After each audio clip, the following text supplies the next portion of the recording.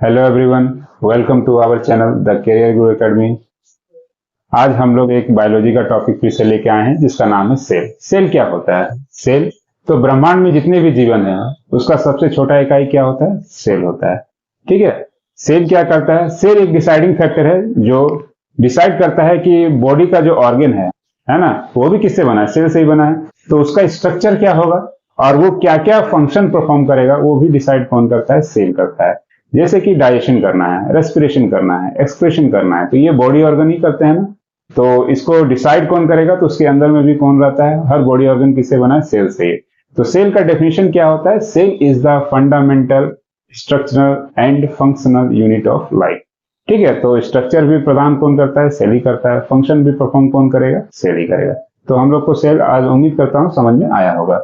अब देखिए, सेल का मतलब ही क्या होता है? स्मॉल रूम होता है। जैसे कि हम लोग के कमरे में क्या होता है? किचन होता है ना, किचन होता है, इन्वर्टर होता है और भी बहुत सारी चीजें होती है। उसी तरह सेल में भी क्या होते हैं? सेल ऑर्गेनेली होते हैं। सेल के अंदर में आपको सेल वॉल मिल जाएगा, ठीक है, प्लाज्मा मेम्ब्रेन मिल जाएगा, न्यूक्लियस मिल जाएगा, माइटोकॉन्ड्रिया मिल जाएगा, है ना, प्लास्टिड मिल जाएगा, एंडोप्लाज्मिक रेटिकुलम मिल जाएगा। ठीक है। तो विभिन्न प्रकार के ऑर्गेनेली सेल के अंदर पाए जाते हैं, इसलिए उसे स्मॉल रूम कहा गया है। और अलग अलग ऑर्गेनेली का अलग अलग फंक्शन परफॉर्म करता है। ठीक है ना। चलिए आगे बढ़ते हैं। अब थोड़ा हिस्ट्री के बारे में जान लेते हैं कि सेल का हिस्ट्री क्या था। तो सेल का हिस्ट्री देखिए, डेड सेल को किसने खोजा था? रॉबर्ट हुक ने 1665 में डेड सेल को खोजा था। 1665 में। लिविंग सेल को किसने खोजा था? Antonio van Leeuwenhoek. Antonio van Leeuwenhoek ने लिविंग सेल का खोज किया था, जिसको हम लोग फादर ऑफ माइक्रोबायोलॉजी भी कहते हैं।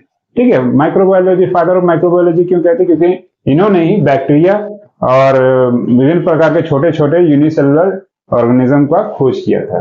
ठीक है, माइक्रो ऑर्गेनिज्म का, इसलिए हम ल्यूवेनहॉक को फादर ऑफ माइक्रोबायोलॉजी कहते हैं। ठीक है।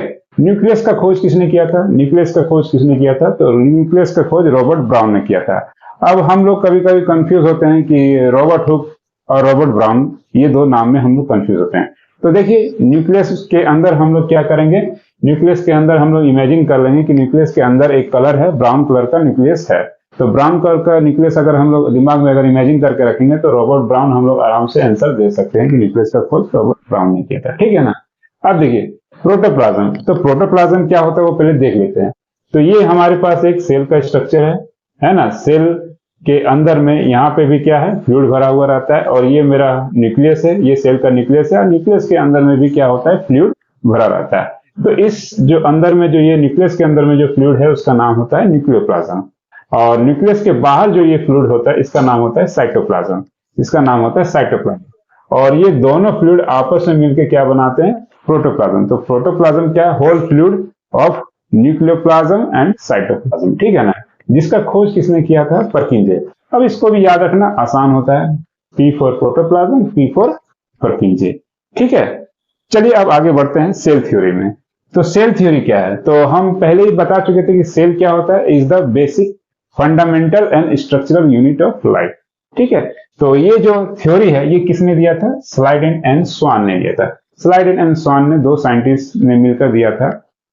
ठीक है। और अब क्या है? अब आगे बढ़ते हैं सेल का ओरिजिन के बारे में कि सेल कहां से आया। तो रुडोल्फ वर्च्यू नाम के एक साइंटिस्ट हैं, उन्होंने बोला था कि सेल जो है, कोई भी नया सेल हमेशा एक पुराने सेल से ही आया होगा। कहीं ना कहीं वहां पे पहले से ही एक सेल होगा जिससे वो नया सेल आया है। ठीक है ना। तो यानी सेल डिवीजन हुआ है।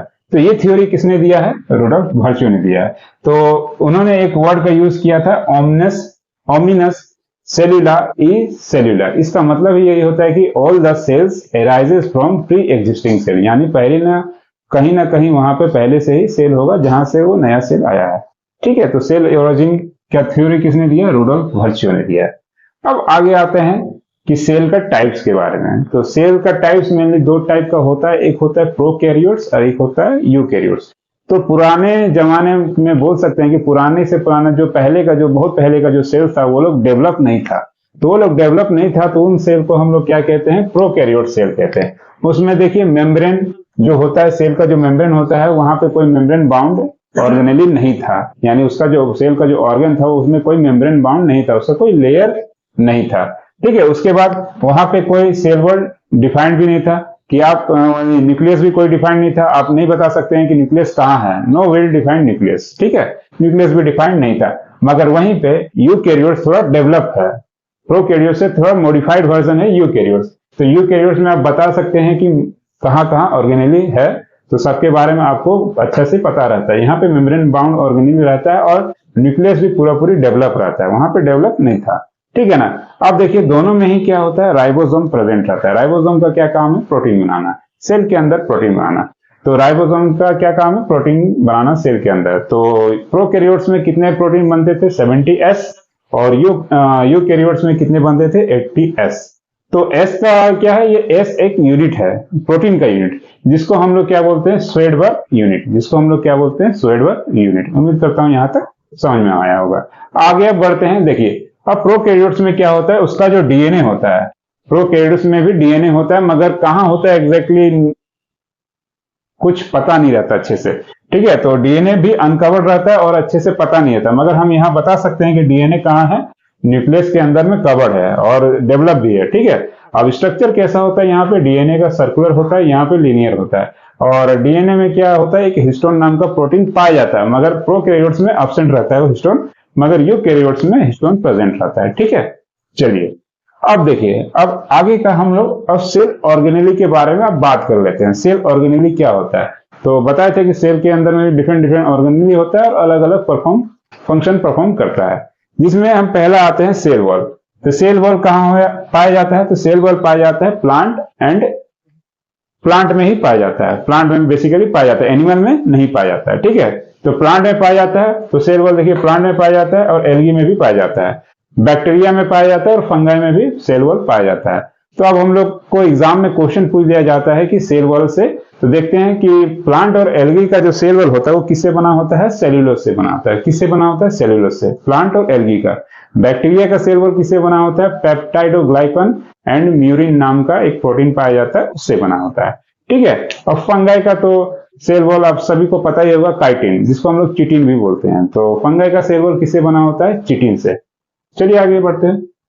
अब देखिए अब क्या है, प्लाज्मा मेम्ब्रेन। अब प्लाज्मा मेम्ब्रेन के बारे में बात करते हैं। प्लाज्मा मेम्ब्रेन क्या होता है, ये प्लांट और एनिमल दोनों में पाया जाता है ना। प्लांट में जो आउटर कवरिंग होता है उसको सेल वॉल बोलते हैं, जो कि प्रोटेक्शन प्रोवाइड करता है, मगर एनिमल में सेल वॉल पाया नहीं जाता है। एनिमल में आउटर कवरिंग क्या होता है, प्लाज्मा मेम्ब्रेन। प्लाज्मा मेम्ब्रेन क्या है, एक सिलेक्टिवली परमेएबल मेम्ब्रेन होता है। सिलेक्टिवली मतलब सिलेक्टिव चीजों को ही अंदर लाना और बाहर ले जाने का काम अलाउ करता है, ठीक है ना, प्लाज्मा मेम्ब्रेन। यानी जैसे कि हमको गैस, सेल के अंदर CO2 और ऑक्सीजन गैस का जरूरत है, तो अलाउ करेगा, कौन अलाउ करेगा, प्लाज्मा मेम्ब्रेन। वाटर का जरूरत है तो कौन अलाउ करेगा, प्लाज्मा मेम्ब्रेन। तो ये एक तरह का गेटकीपर का काम करता है प्लाज्मा मेम्ब्रेन, ठीक है, गेटकीपर का। अब देखिए प्लाज्मा मेम्ब्रेन बना किससे है, प्लाज्मा मेम्ब्रेन बना है आपका फोस्फोलिपिड, प्रोटीन और कार्बोहाइड्रेट से। तो फोस्फोलिपिड, प्रोटीन और कार्बोहाइड्रेट्स। और प्लाज्मा मेम्ब्रेन के बारे में एक मॉडल दिया गया है, जिसके साइंटिस्ट का नाम है निकलसन, ठीक है, जिस साइंटिस्ट का नाम है singer and Nicolson, singer and Nicolson उस साइंटिस्ट का नाम है। वो साइंटिस्ट बोला था कि प्लाज्मा मेम्ब्रेन किससे बना है, फोस्फोलिपिड, प्रोटीन एंड कार्बोहाइड्रेट से बना है, ठीक है। तो ये है प्लाज्मा मेम्ब्रेन, क्या है, गेटकीपर का काम करता है, जो गैस को भी अलाउ करता है, बाहर भी ले जाने में अलाउ करता है, और वाटर भी अंदर बाहर करने में हेल्प करता है। इसके बिना इजाजत के नहीं है, नहीं कुछ भी हो पाएगा। ये क्या है, सिलेक्टिवली परमेएबल मेम्ब्रेन है, यानी जिस चीजों का जरूरत है उसी को ही अलाउ करेंगे, जिस चीजों का जरूरत नहीं है उसको अलाउ नहीं करते हैं। अब आगे बढ़ जाते हैं। अब आगे देखिए, यहाँ पे हम लोग क्या है, न्यूक्लियस के बारे में जानते हैं। सेल के भीतर अब क्या होता है, न्यूक्लियस भी पाया जाता है। तो न्यूक्लियस को मेनली क्या कहते हैं, ब्रेन ऑफ द सेल। जिस तरह से हम लोग का मस्तिष्क काम करता है, उसी तरह न्यूक्लियस भी सेल के अंदर में काम करता है, इसलिए न्यूक्लियस को क्या कहते हैं, ब्रेन ऑफ द सेल। मतलब कि सारा ऑर्गन का फंक्शन को कंट्रोल कौन करता है, न्यूक्लियस करता है, ठीक है। न्यूक्लियस के अंदर क्या पाया जाता है, डीएनए पाया जाता है। न्यूक्लियस के अंदर क्या पाया जाता है, डीएनए। डीएनए क्या होता है, डीएनए का फुल फॉर्म होता है deoxyribonucleic acid. Deoxyribonucleic acid DNA होता है। कहां पाया जाता है, आपका न्यूक्लियस के अंदर पाया जाता है। डीएनए का स्ट्रक्चर क्या होता है, डीएनए का स्ट्रक्चर कैसा होता है, डबल हेलिक्स स्ट्रक्चर होता है। डबल हेलिक्स स्ट्रक्चर होता है डीएनए का। इस स्ट्रक्चर को दिए प्रथम पहली बार किसने बताया था कि इसका स्ट्रक्चर डबल हेलिक्स होता है, तो वो दो साइंटिस्ट का नाम है वाटसन एंड क्रिक। वो दो साइंटिस्ट का नाम वाटसन एंड क्रिक है। और ये देखिए डबल हेलिक्स स्ट्रक्चर है, और इसके ऊपर क्या पाया जाता है, जीन पाया जाता है। इसके ऊपर ही, इस स्ट्रक्चर के ऊपर ही जीन पाया जाता है, ठीक है, यहाँ पे इस तरह से जीन पाया जाता है। और जीन से ही हम लोग क्या समझते हैं, जो कैरेक्टर पेरेंट्स से चिल्ड्रन में जो ट्रांसफर होता है, वो जो कैरेक्टर है किसके थ्रू आता है, जीन, है ना। जीन कहाँ होता है, डीएनए में ही होता है। तो उम्मीद करता हूँ कि यहाँ तक आप लोगों को सभी को समझ में आया होगा। और इसका जो नेक्स्ट पार्ट है, जिसमें अलग अलग सेल ऑर्गेनेल जैसे कि माइटोकॉन्ड्रिया हो गया, प्लास्टिड हो गया, और भी डिफरेंट डिफरेंट जो ऑर्गेनेली होते हैं, उसके बारे में हम लोग नेक्स्ट क्लास में बात करेंगे। तो उम्मीद करता हूँ यहाँ तक आपको समझ में आया होगा। अगर वीडियो अच्छा लगा है तो लाइक कीजिए, सब्सक्राइब कीजिए। थैंक यू, जय हिंद।